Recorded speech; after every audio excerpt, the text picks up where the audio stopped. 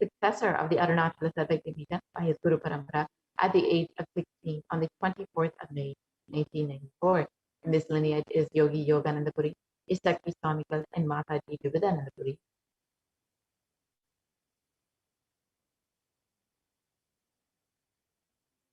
The Supreme Pontiff of Hinduism founded the mission, the Nithyananda Sangha, to revive Kailasa internationally at the age of 21 in 1999.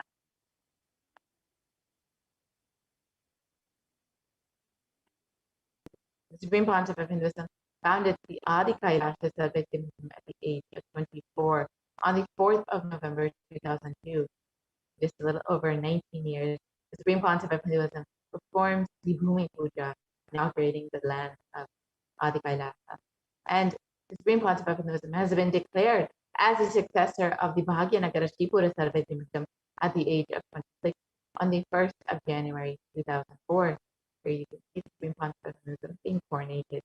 And the Supreme Pontiff of Hinduism is the incumbent emperor of the Suryavamshi Sarangi Samrajam, of the Suryavamshi lineage at the age of 26 on the 31st of December 2004. And at the age of 29, the Supreme Pontiff of Hinduism became the reviver of the Adi Pallava Sarvajñapita in 2007.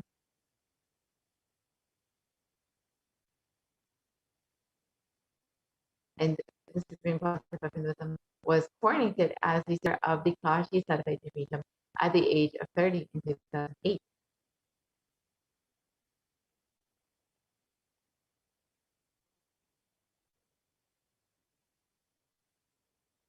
And at the age of, in 2013, the Supreme Pontiff of Hinduism was officially coronated as the Mahamandaleshwar, the Supreme Spiritual Head of the Mahanirvana Pada, the largest apex monastic order at the age of 35, and the youngest Mahamandaleshwar at the age of 35. And the Supreme Pontiff of Hinduism was also declared as the Acharya Mahamandaleshwar of the Atalakada.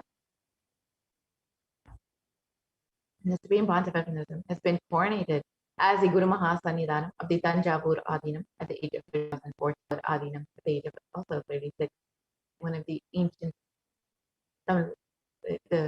kingdoms in Tamil Nadu.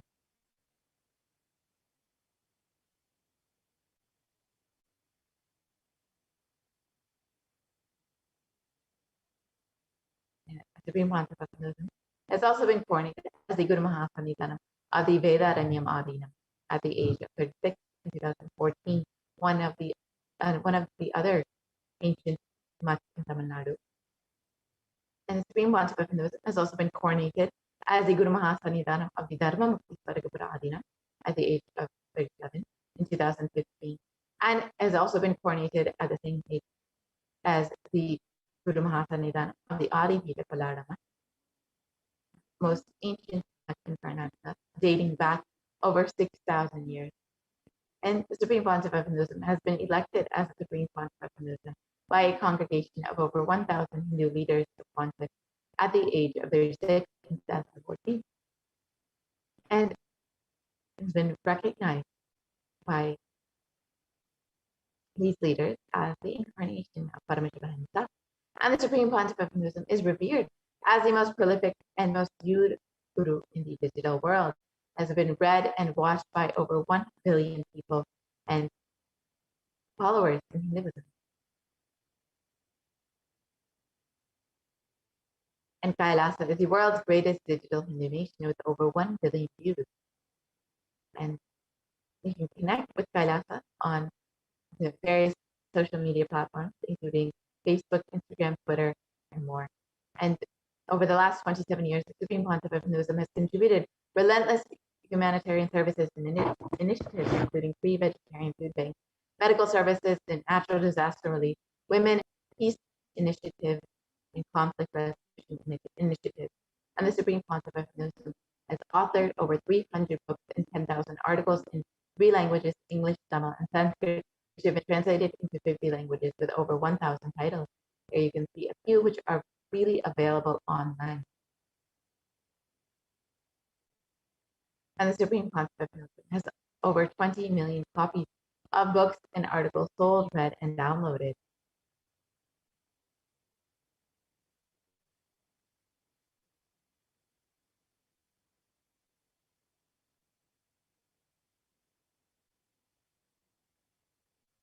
And the Supreme Pontiff of Hinduism is the establisher of the largest Hindu library with over 1 million books, 1 million palm leaf scriptures, and over 20 million digital books.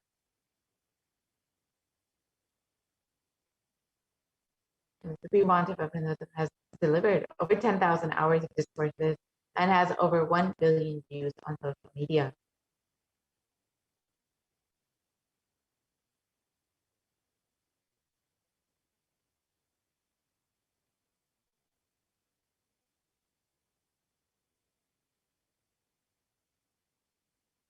And the Supreme Pontiff of Hinduism is respected as a commentator of all sacred scriptures such as the Upanishads, the Bhagavad Gita, the Shiva Sutras, the Ashtavakra Gita, the Jain Sutras, and many more. And the Supreme Pontiff of Hinduism is honored as a leader of Hinduism, the most awarded internationally recognized Hindu leader, and has most recently been recognized by the California State Senate, the U.S. Senate, and various congressmen across the U.S., and is acclaimed as one of the top 100 spiritually influential living personalities by Watkins Mind, Body, Spirit magazine. And the Supreme Pontiff of Hinduism is the reviver of the Sovereign Order of Kailasa, led by the Supreme Pontiff of Hinduism and the Nithyananda Order of monks, nuns, and the Hindu diaspora worldwide, who are working for global peace and to give a super-conscious breakthrough to the whole of humanity. And the Supreme Pontiff of Hinduism is the establisher of the largest Hindu university in the world, with satellite campuses in 150 countries and thousands of courses freely available online. And the Supreme Pontiff of Hinduism is also the establisher of 1,000 plus Kailasa enlightenment ecosystems, which span across 6 continents and various countries across the globe, and is the founder and reviver of over 100 Sarvijambitas, the traditional seats of knowledge, reviving the science of enlightenment. Now that we understood who is the Supreme Pontiff of Hinduism, his contributions to humanity over the last 27 years, let's now enter into the next segment, the demonstration of the extraordinary powers, the extraordinary Shaktis of Paramashiva, as demonstrated by the initiated disciples of the Supreme Pontiff of Hinduism. For this, let us understand the science of Diksha, the science of initiation by an avatar.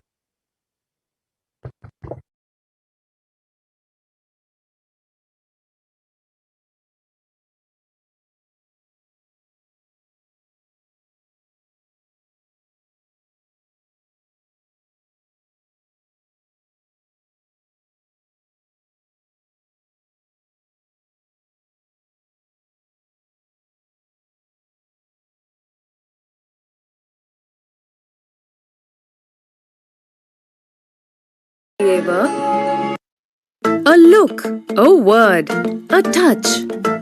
Power of initiation.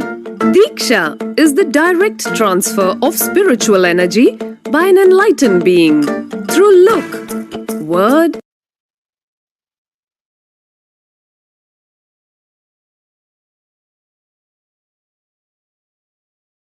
a look, a word, a touch. Power of initiation. Diksha is the direct transfer of spiritual energy by an enlightened being through look, word, or touch. The traditional states Sarvasamapi Dikshanam Muktihi Phalamakhanditam Avirodhat Bhavantyeva Prasangyastu Bhuktayaha. The main benefit of all initiations is moksha, enlightenment. As a side effect, health, wealth, leadership, and well-being happen. And in Rudrayamala Tantra, Shiva says, Devi Diksha Vihinasya Na Siddhihi Na Cha Sadgatihi Tasmat Sarva Prayatnena Guruna Dikshito Bhavet.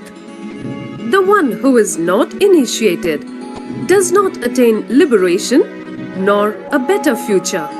So by all efforts, one should get initiated by. What is the science of initiation? Neuroscience has proved that the process of initiation floods the brain with energy. This is the superconscious energy of Kundalini, our own highest inner potential energy. As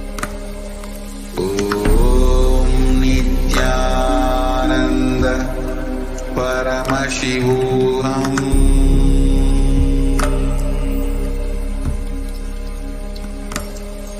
Om Nithyananda Paramashivoham.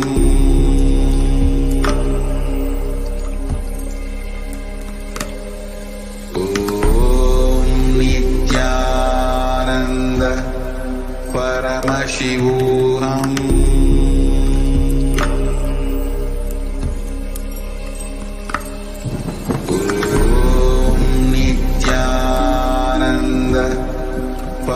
Paramashivoham.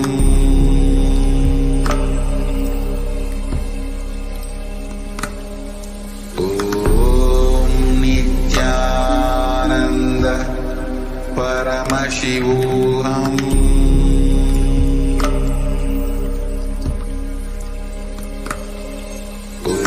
Om Nithyananda Paramashivoham.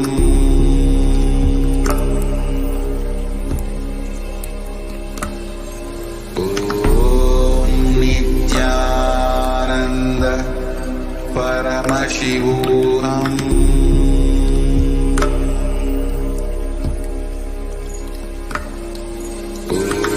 Om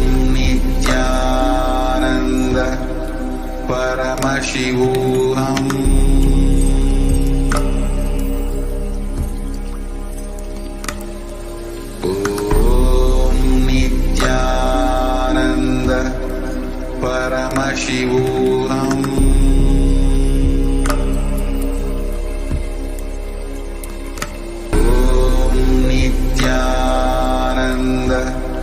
Paramashivoham.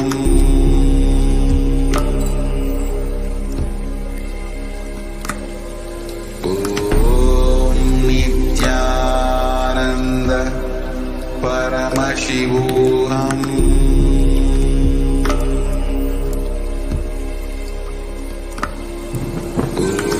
Om Nithyananda Paramashivoham.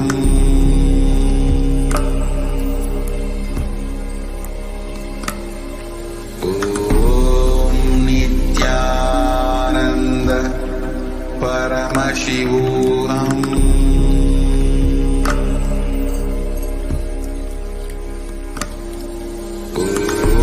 Om Nithyananda Paramashivoham. Om Nithyananda Paramashivoham.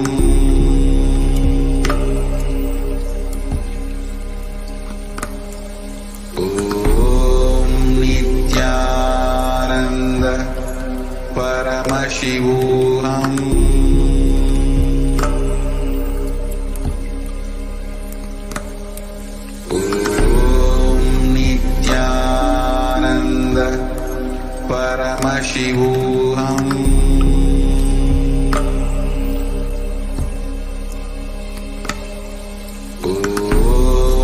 Nithyananda Paramashivoham.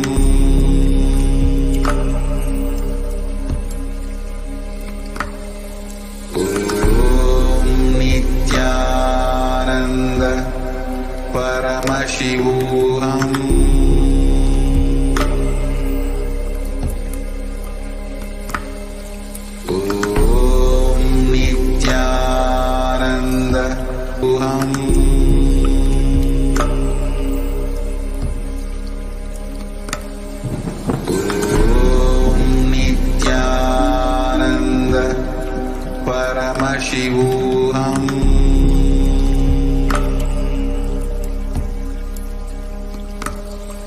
Om Nithyananda Paramashivoham.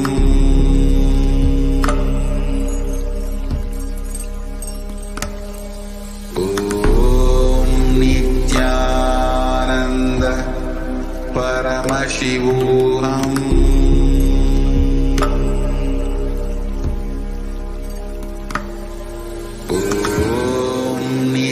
Nithyananda Paramashivoham.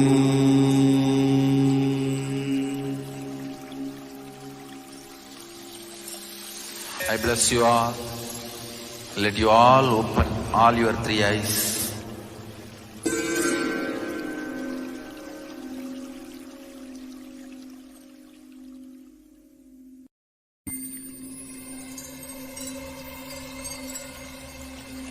I welcome you all with my love and respect.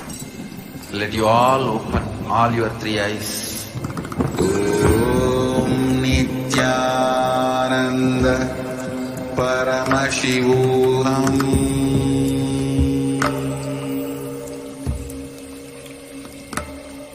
Om Nithyananda Paramashivoham.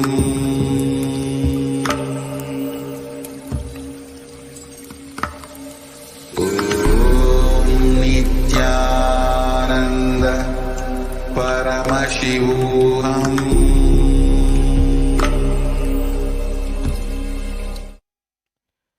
Nithyanandam Paramasukadam Kevalam Jnanamurtim Dvandvatitam Gahana Sadrusham Tattvamasyaadilakshyam Ekam Nityam Vimalamachalam Sarvadi Sakshibhutam Bhavatitam Trigunarahitam Sadgurum Tam Namami.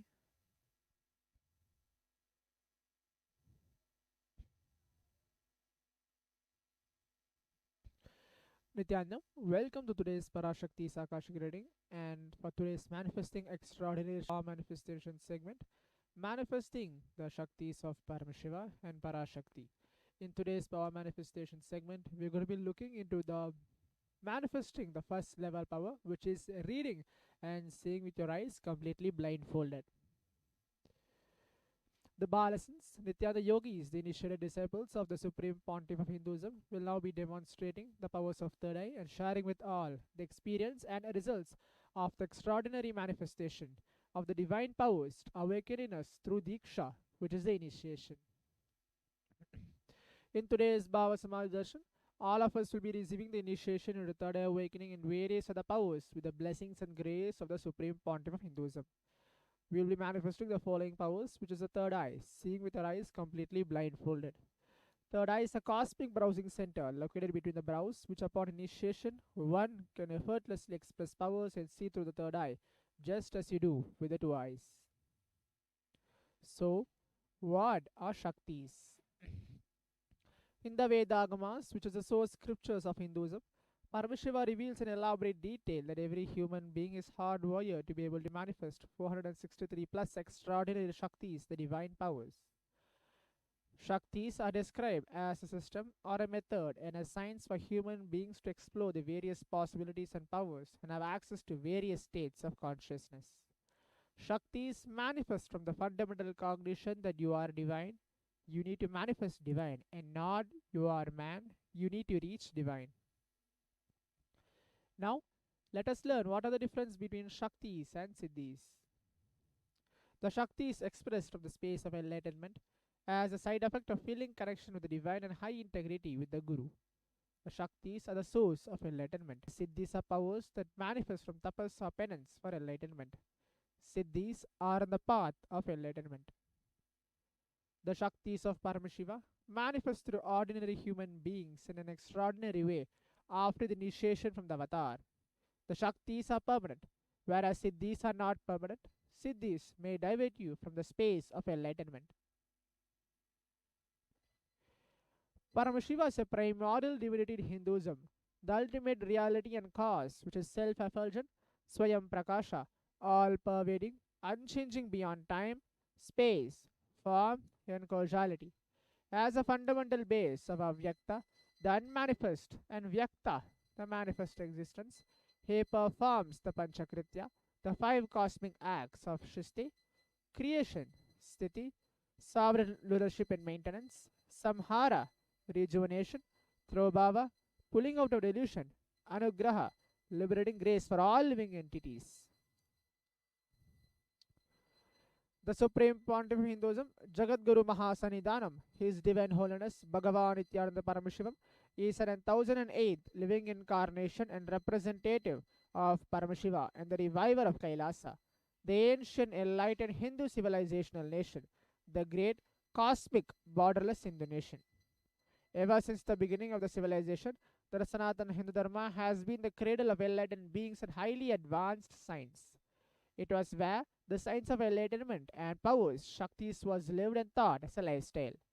For the first time in modern day, the Supreme Pontiff of Hinduism is reviving these yogic sciences and transmitting it to the world at a record breaking pace never accomplished before. The knowledge and sciences of manifesting these Shaktis are passed down from one generation to the next through Diksha, which is the initiation by the enlightened gurus. The Supreme Pontiff of Hinduism, being recognized as an incarnation at a very young age, was trained and taught these sciences to revive the initiation and knowledge repositories for billions to manifest the science of power manifestation from the disciplines of Vedanta, Tantra and Sri Vidya, Yoga and Yogic powers, Mantra Shastra, Siddha Vidya, science of Aushadha, Advaita and Bhakti Yoga, Paramashivoham and Paramashivoham. So, how to awaken the divine Shaktis in us? Manifesting Shaktis, the every ultimate truth, which is the Jnana, mapped into your consciousness, Prajna, manifest as a possibility and power of every being, Prajnana. The science of power manifestation is authenticated through four aspects or evidence which are called Pramana.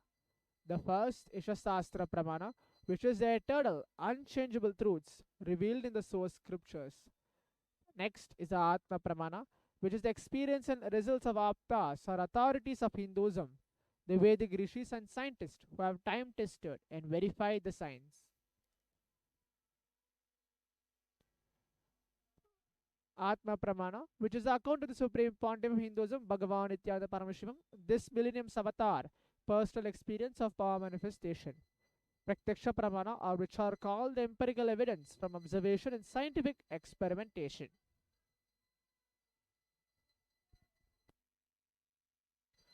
Vedas are the ultimate superior authorities for Hindus. Vedas are the pure science where the ultimate truths are explained.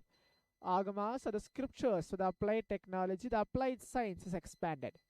Vedas and Agamas are given the status of Shruti as they are directly revealed by Paramashiva. They are the ultimate, eternal, unchangeable truths. A reference cited from the Shastra source scriptures is called Shastra Pramana.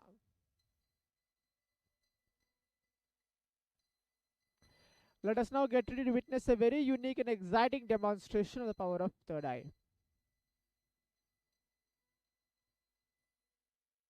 The Shastra Pramana, which is scriptural reference to manifest this power of third eye, goes by Kapala Antarmanonyasya Tishtanmilitalochanaha Kramena Manaso Dardyad Lakshayed Lakshamuttamam.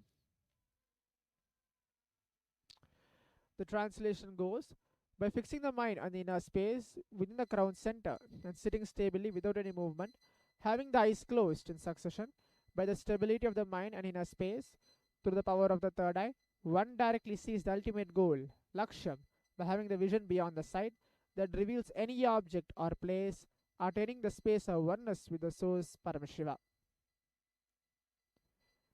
Atma Pramana, where Bhagavan Krishna says to Arjuna, but you cannot see my cosmic form with these physical eyes of yours. Therefore, I grant you the divine third eye vision. Behold my cosmic appearance. In the Hindu Purana, Bhagavad Gita, Bhagavan Krishna initiates Arjuna under the power of third eye to behold Krishna's Vishwarupa Darshan, the vision of his cosmic form. The 11th chapter of Bhagavad Gita, which contains a description of Bhagavan Krishna's cosmic form, is completely narrated by Arjuna as he sees Krishna through the third eye. In Swamiji's own words, the first experience that I was able to see everything around me, above me, 10 directions, below me, everything I realized, not only I was able to see, I was able to feel, experience all of that as me. Praktiksha Pramana, which is a study measures and comparing metabolic cell activity of the brain in conscious and meditative states. When doing daily activities, high activity is measured in the brain, where the deep samadhi state, only the third eye region is active, and almost 90% of the brain is rest at peace. Sakshi Pramana is this rare sacred sense of third eye awakening is being made available to humanity for the ultimate enrichment and conscious evolution by the Supreme Pontiff of Hinduism, Bhagavan Nithyananda Paramashivam. Swamiji embodies the most profound yogic state that surpasses all bounds of time, space, and matter. Supreme Pontiff of Hinduism is gifting this pure great sense of third eye awakening, allowing many other spiritual sciences through initiation, Diksha. Billions of people have been initiated by Swamiji and are experiencing the profound results as extraordinary powers in their everyday life. Now, let us now witness the live Sakshi Pramana demonstration of the power of third eye with the Balasins and Nityananda yogis.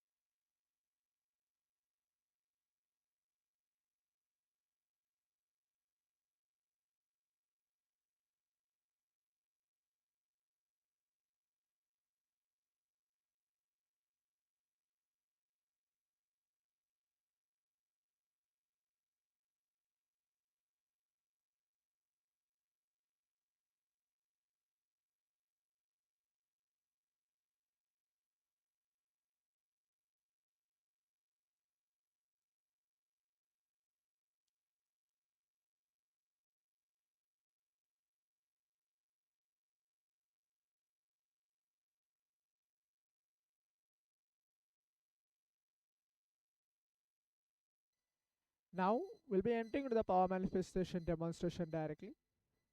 What is going to happen now is I'm going to be wearing a blindfold and we're completely blindfolding myself. So this is the mindfold which I'm going to wear. This mindfold is completely tested by the ophthalmologist and can't be able to see visibly through any of the light or any vision through this blindfold. This blindfold is made of thick acrylic sheet in the front, and towards the behind is a sponge, and there's an adjustable strap around it also.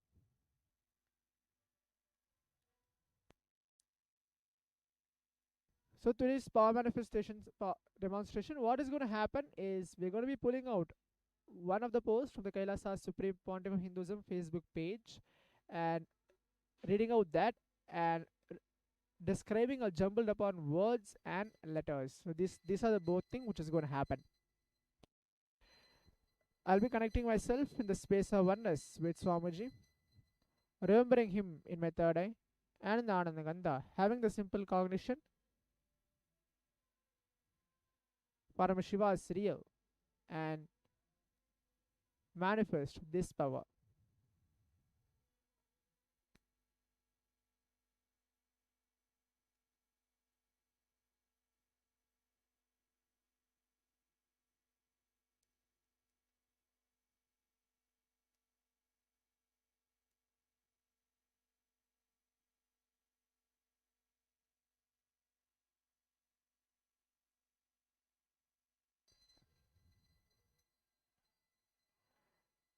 So now, having the simple obedience and simple cognition that Paramashiva is real and remembering him in my third eye and going to manifest this power.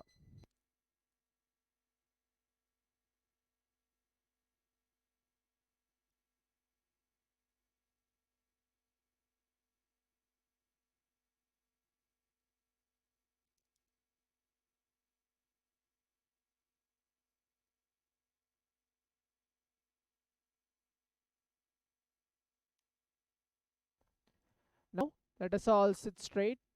Take a few minutes, remember Swamiji in our third eye, the Anandagandha, in any inner space, and chant the Mahavakya along.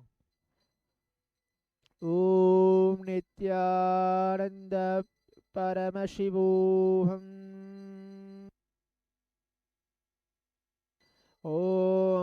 Nithyananda Paramashivoham. Om Nithyananda Paramashivoham. Om Nithyananda Paramashivoham. Om Nithyananda Paramashivoham. Om Nithyananda Paramashivoham. Om Nithyananda Paramashivoham.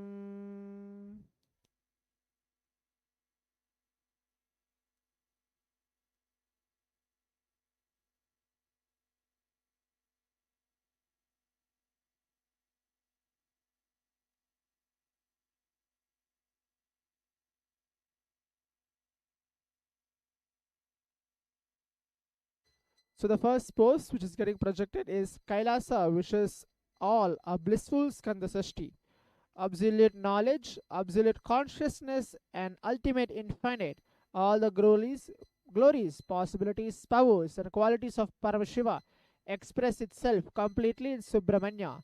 He is Lord of Victory, the Supreme Pontiff of Hinduism, Nithyananda Paramashivam. Within Swamiji's picture having the Subramanya Bhava Samadhi Darshan in the right side, and towards the left is Lord Muruga's image.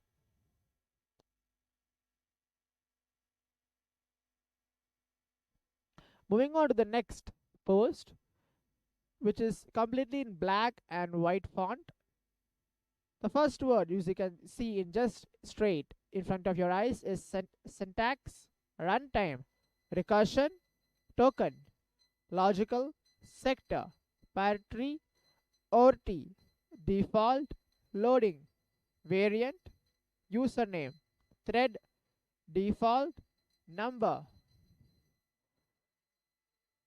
domain, half-town, and more. So these are the two posts. One the post from the Kailasa's Supreme Pontiff of Hinduism page, and one is a random jumbled upon words letter which is in black and white. Now, if all of you has witnessed this live Sakshi Pramana, just a glimpse of reading with your eyes completely blindfolded, remembering Swamiji in our third eye, and chanting the Mahavakya and manifesting this power. By the end of today's session, we'll be having a guided power manifestation segment to manifest the same extraordinary powers. Stay tuned for the next session. Thank you, Nithyananda.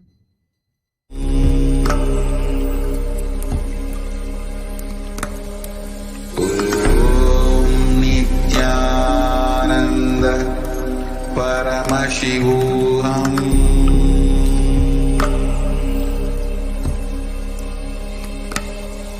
Om Nithyananda Paramashivoham.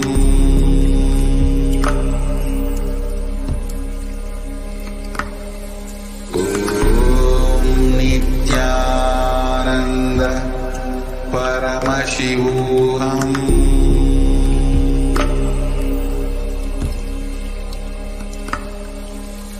Om Nithyananda Paramashivoham.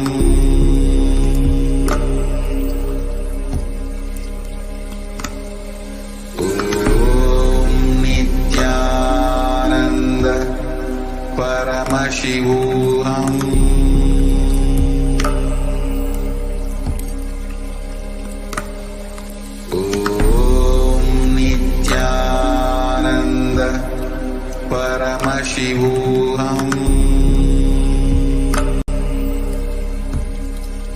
Paramashivoham.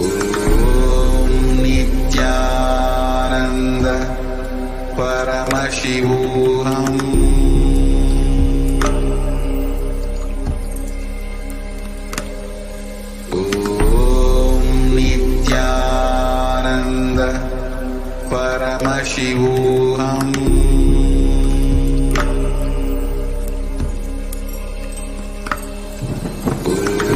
Om Nithyananda Paramashivoham. Paramashivoham.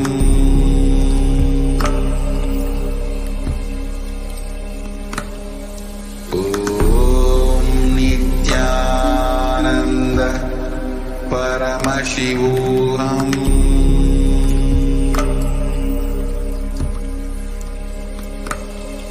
Om Nithyananda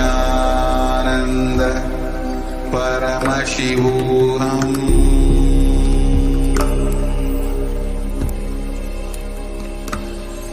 Om Nithyananda Paramashivoham.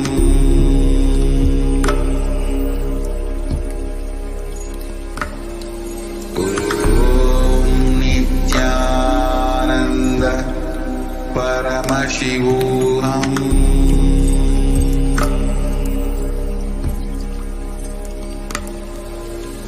Om Nithyananda Paramashivoham.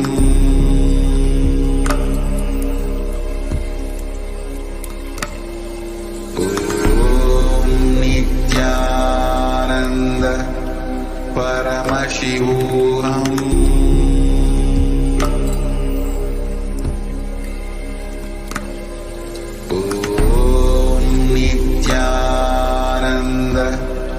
Paramashivoham.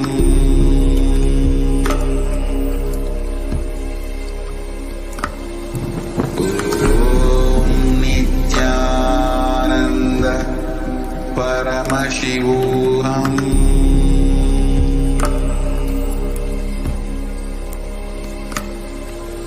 Om Nithyananda Paramashivoham.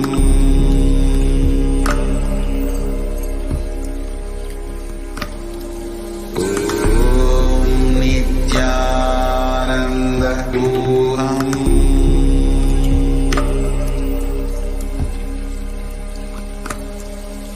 Paramashivoham. Om Nithyananda Paramashivoham.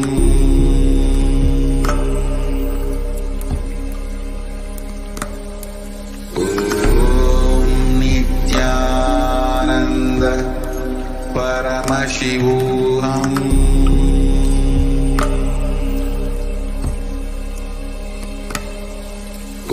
Om Nithyananda Paramashivoham.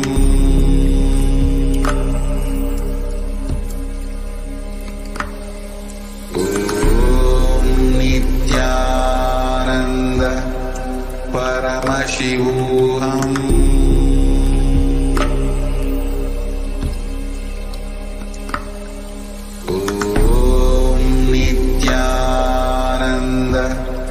Paramashivoham.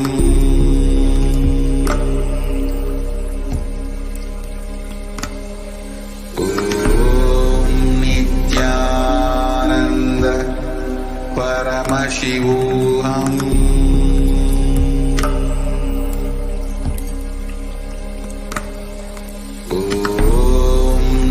Nithyananda Paramashivoham.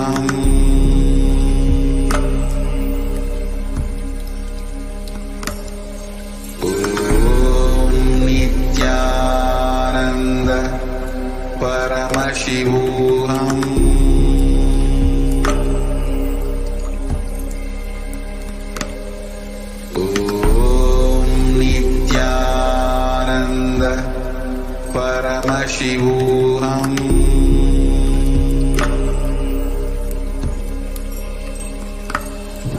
Om Nithyananda Paramashivoham.